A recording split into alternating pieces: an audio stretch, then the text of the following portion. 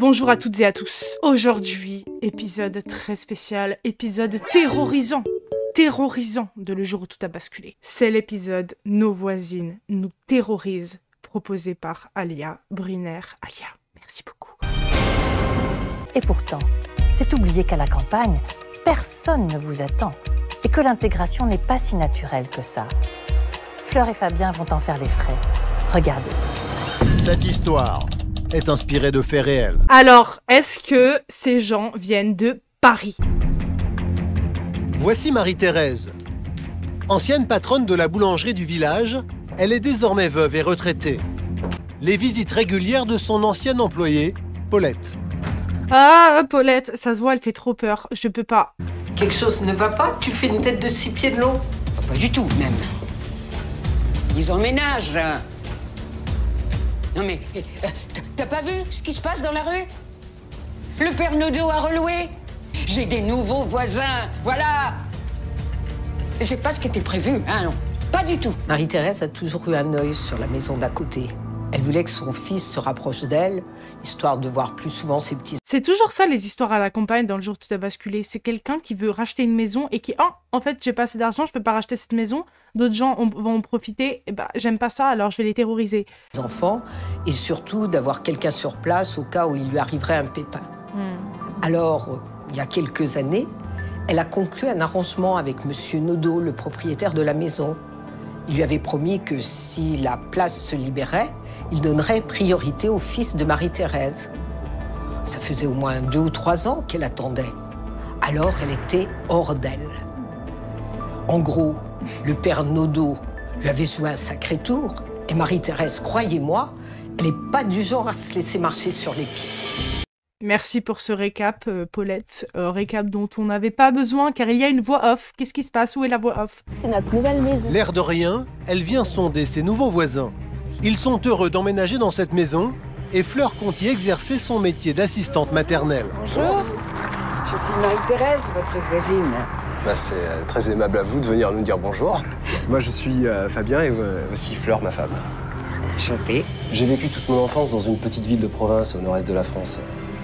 Ok, mais est-ce que Fleur vient de Paris? C'est ça qu'on a envie de savoir. Hein? On a bien cru que Monsieur Nodo n'arriverait pas à la louer. Pourquoi vous dites ça? Oh non, rien de grave.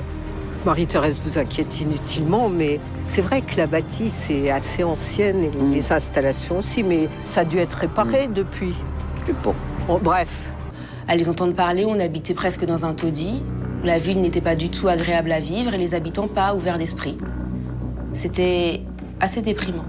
Non mais c'est sûr qu'elles veulent que tu partes, meuf. Ça se sent à des kilomètres. Tu te fais un sang d'encre pour rien. Moi, je les trouve plutôt corrects, ces jeunes gens. Bien aimables. Non mais tu plaisantes. Pour rien. Non mais tu les as vus. Je te garantis, Paulette, ils sentent les ennuis à plein nez.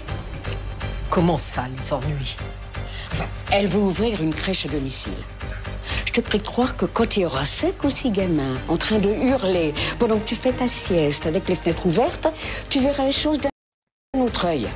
Déjà, j'adore le concept de crèche à domicile. Je trouve ça super comme plat-vent. Et c'est bon, c'est la maison d'à côté. On dirait que c'est dans un immeuble. Elles vont rien entendre du tout, hein. Tout a commencé avec une idée de Marie-Thérèse. Son plan était simple.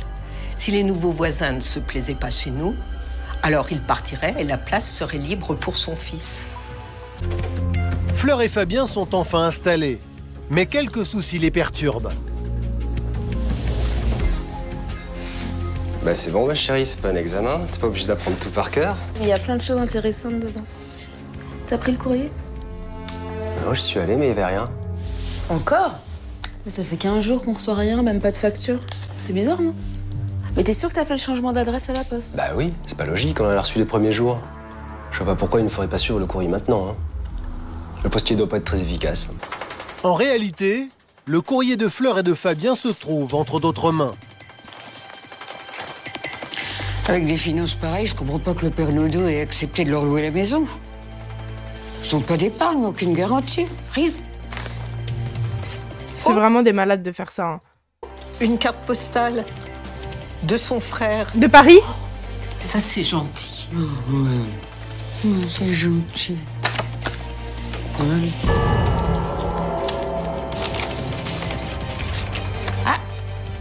enfin quelque chose d'intéressant. 1435 €. C'est mieux que ma retraite. On t'envoie la paye par poste? Je comprends pas, ça existe ça? Ça arrive pas directement sur le compte bancaire? On t'envoie ton salaire par chèque?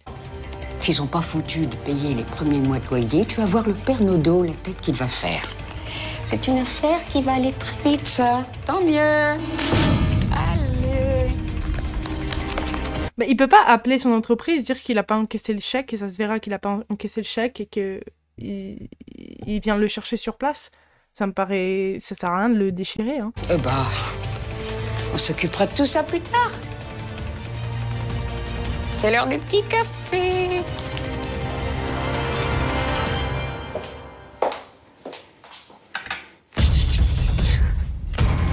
Je savais! Ils sont tellement dramatiques pour une scène entre deux vieilles dames, voilà. Franchement, est-ce qu'il y a besoin d'émettre des musiques Dark Inception dans cette scène? Je ne pense pas. J'ai reçu cette carte de mon frère. Il est aux vacances au Maroc. Bah c'est super.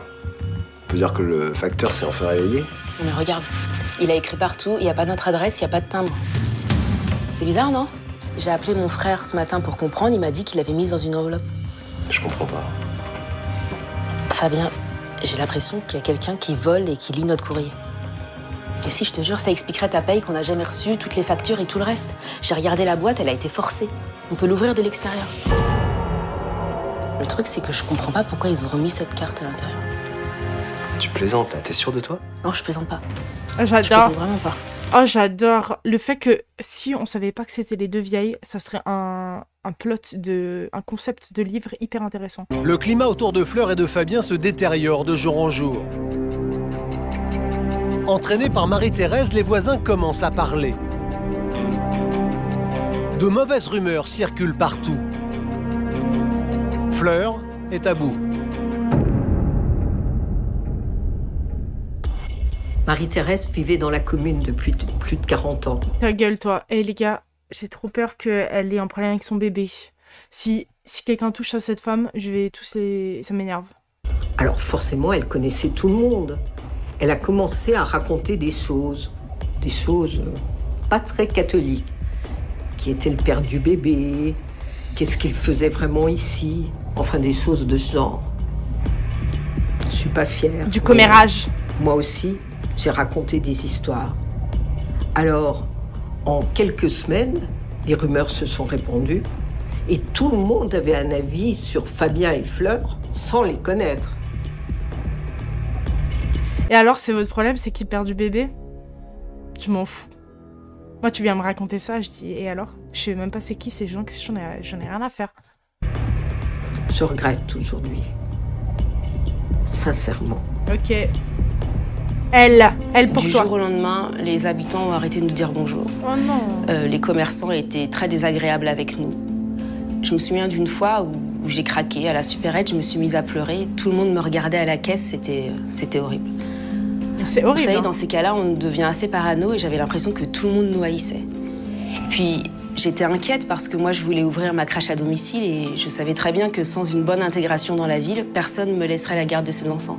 Oh là là, mais il y a tout, il y a effet domino de dingue là, vraiment. Mais est-ce qu'ils viennent de Paris?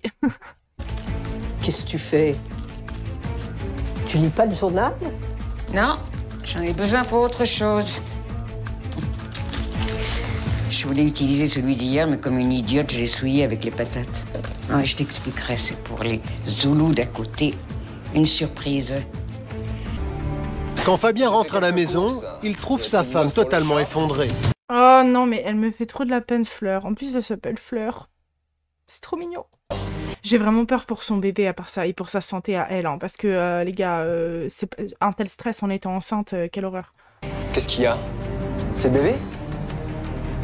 On a reçu la lettre. C'est une lettre odieuse truffée d'insultes racistes qui les somme de quitter What? Elle est tarée? Je peux même pas lire ce qui est écrit. C'est horrible. les lieux au plus vite. Chut, ma chérie, t'inquiète Non, pas. mais... Oh, mais qui m'a envoyé regarder cet épisode? Il est horrible. À part ça, ça me fait vraiment de la peine. Elle a rien demandé. Vraiment, en plus elle est super smart. Elle a deviné avant son gars qu'on volait son courrier et tout. Moi, j'aurais jamais pensé à ça. Ça va aller, mon amour. Ça va aller, t'inquiète pas. T'inquiète pas.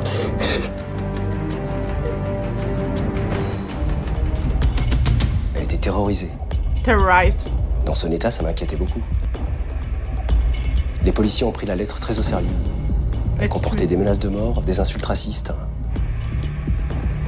J'ai porté plainte contre X et ils m'ont dit qu'ils ouvriraient une enquête. Bon, ils m'ont aussi prévenu que ce genre d'enquête est long et souvent ça ne mène à rien. Elle avait des crises d'angoisse. Moi, je vais à l'hôtel. Hein. Moi, je commençais à avoir peur pour elle, pour notre bébé aussi. Tu m'étonnes. Je devenais fou. Franchement, mettez des caméras. Vous recevez... Votre courrier est volé. Vous recevez des insultes, des lettres de mort dans votre boîte aux lettres. Mettez juste une caméra. Dissimulez et voilà. C'est tout. T'as besoin de quelque chose, un verre d'eau? Non, je veux Minette à côté de moi. Je t'ai cherché, elle doit être sur le radiateur. Fabien, est-ce que on est obligé de rester ici? Est-ce que tu penses que ça va s'arranger? Je suis fatiguée. Repose-toi. Ça va aller, je suis là. Mets une caméra. Mettez une caméra. C'est tout. Je comprends pas là. En fait, moi, je serais devant la fenêtre à côté de la porte. Donc la fenêtre qui donne sur la boîte aux lettres. Toute la journée comme ça. Avec des jumelles. Non, sans jumelles, parce que c'est juste devant. Mais comme ça. Paulette craque. Mais qu'est-ce qui te prend? On dirait que t'as vu le diable. J'arrête tout, moi, j'arrête tout, tu entends? Mais de quoi tu parles? La petite, là, la gamine, elle est au plus mal. Elle sort plus de chez elle. Et en plus, il y a un risque pour le bébé. Alors moi, je te le dis, Marie-Thérèse, j'arrête tout. Et puis, c'est pas catholique ce qu'on fait. Les lettres et tout le bazar, ça suffit. Ils me dérangent pas, moi, les voisins. Je les trouve plutôt gentils. Alors non, non et non. Frappe-la. J'arrête tout. Mais c'est de la comédie, tout ça. J'ai encore vu ce matin, elle est aux commissions. Elle est en pleine forme, la voisine. Et puis, ils sont à 2 doigts de déménager. Ils ont enfin compris qu'ils n'étaient pas les bienvenus ici. Alors, ça serait idiot d'arrêter, hein? Pas tout de suite. Tu fais ce que tu veux, mais moi, je dis stop. Je ne peux plus. Voyant Paulette l'abandonner, Marie-Thérèse rappelle à sa complice que dans cette affaire, elle risque gros. Qui a volé le courrier? Qui a envoyé les lettres? Hein? Alors, je te conseille d'être discrète si tu veux profiter. Oh, mais vous savez qu'elle ressemble low-key à ma grand-mère. Mais de manière moins terrifiante. Ma grand-mère est beaucoup... Elle fait pas peur, ok. Et ta retraite?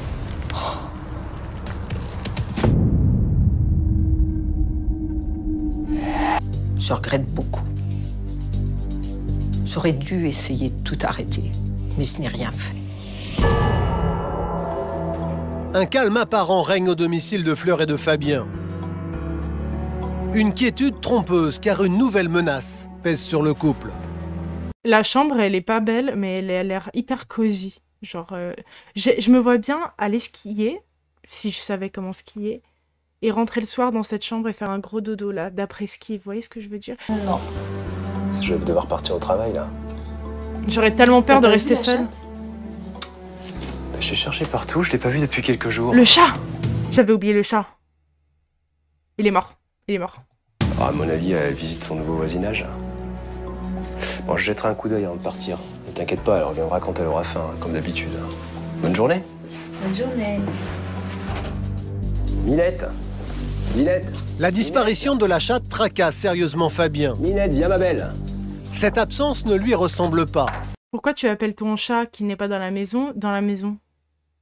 Va dehors, hurle dans le jardin, je sais pas. Oh, la maison est au beau milieu de nulle part, quoi. Pourquoi il y a un bateau? C'est un camping-car? Ah ouais, c'est un camping-car.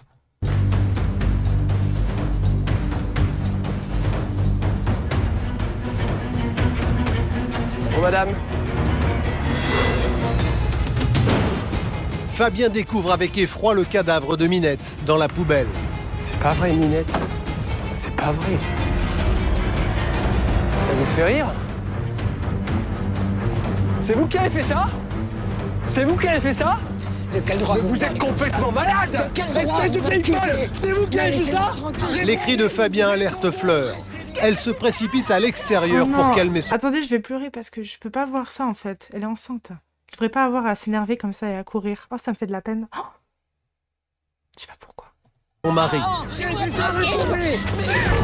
Vraiment une horreur, la vieille. Là. Fleur! Mais Fleur fait un malaise. Fleur!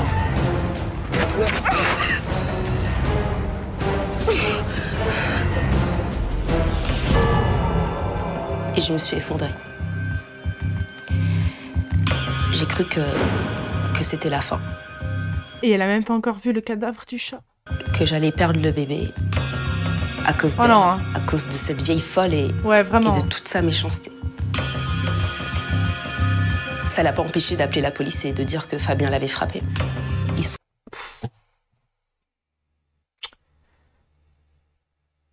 Elle m'énerve trop. J'ai trop le démon quand elle a tué un chat. venus l'arrêter à l'hôpital, c'était horrible, j'étais tétanisée. Je comprends pas. Je comprends toujours pas pourquoi elle a fait ça. Placé en garde à vue à l'issue de son altercation, Fabien a parlé de son calvaire. Les policiers ont alors organisé une confrontation entre Marie-Thérèse et Paulette.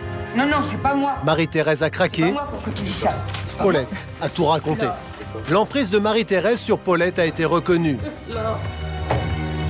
Marie-Thérèse risque 3 ans d'emprisonnement et 45 000 € d'amende. Le procès aura lieu dans quelques mois. Non mais quelle horreur! Et le chat?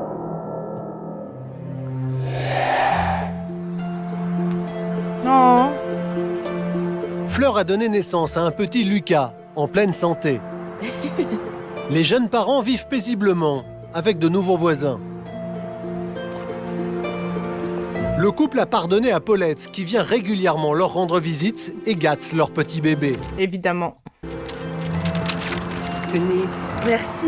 se faire pardonner. Ah, Aujourd'hui, une belle amitié s'est créée entre eux. Ouais. Je sais pas quoi dire, franchement, la vieille dame, c'est une horreur. Une horreur, cette vieille dame. Une horreur. Elle a tué le chat. Et moi, ce qui m'a vraiment fait de la peine, c'est que pendant tout ce calvaire, elle était enceinte. Franchement, ça a rajouté une couche dont j'avais pas besoin pour cet épisode. Je suis en stream tous les lundis, et puis même plus que les lundis, parce que maintenant, je suis en vacances. Dites-moi en commentaire si vous aussi, vous êtes en vacances. Je vous souhaite une bonne semaine, et à la prochaine fois. On me dit, oui, pourquoi t'es aigri? Avec ta suite et maîtresse de l'univers. Comme Ken. Passe-moi la pomme que je te passe une haie.